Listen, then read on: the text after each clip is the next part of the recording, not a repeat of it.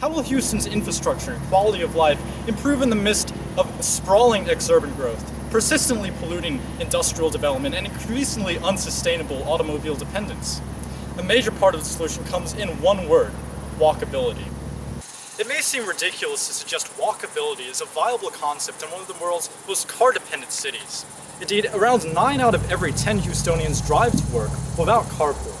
However, there are two major initiatives that can completely change the pattern of Houston's urban landscape and future development. If executed properly, the city can take a major step towards promoting healthier lifestyles and satisfying the 50% of its residents that Rice's 2014 Kinder survey found desiring more walkable communities. These two concepts are comprehensive mass transit and quality of place.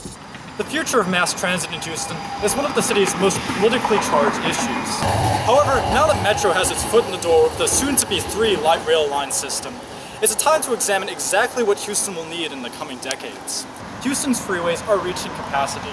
A comprehensive mass transit system is a necessity now more than ever, and the focus should not be on light rail. What Houston needs is heavy commuter rail stretching far out into the suburbs. A grand, unified plan is needed to pave the way.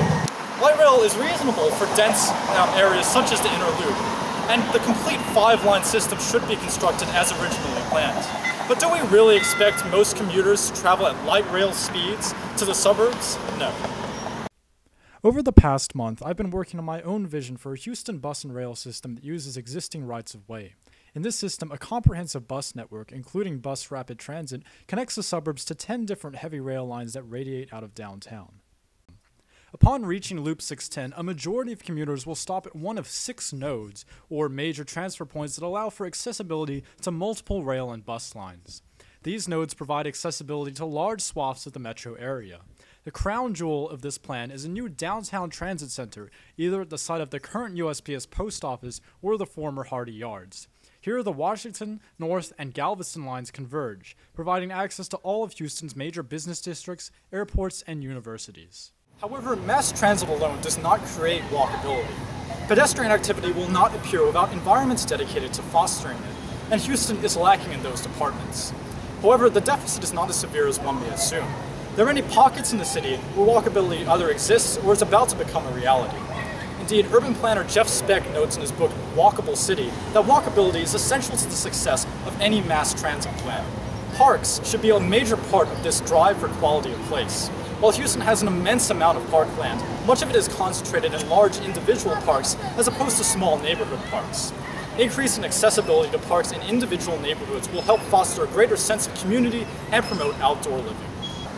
The new model should also emulate and encourage further construction of successful existing dense, mixed-use districts like City Center that emphasize pedestrian activity and cut down on automobile usage. Greater challenge is cleaning up polluted areas and moving industry away from residential neighborhoods. The presence of oil refineries here in the East End has led to higher rates of cancer and asthma, and severely harms the quality of place that makes healthy, walkable communities possible. It's important to remember that mass transit and quality of place should be equally accessible to the city's most troubled and impoverished areas, so that they too can enjoy the benefits. By promoting walkable lifestyles in Houston, we can take thousands of cars off the road and mitigate the effects automobile culture has on all of our lives, from causing obesity, stress, and pollution, to encouraging poor urban design and thousands of crashes and fatalities. 50% of this city's residents want more walkable lifestyles, but only 1/10 of them can afford it. Houston can make walkability a reality by 2036. It will take serious investment and political leadership, but this city has persevered through the decades despite recession, depression, and disasters. Anything is possible.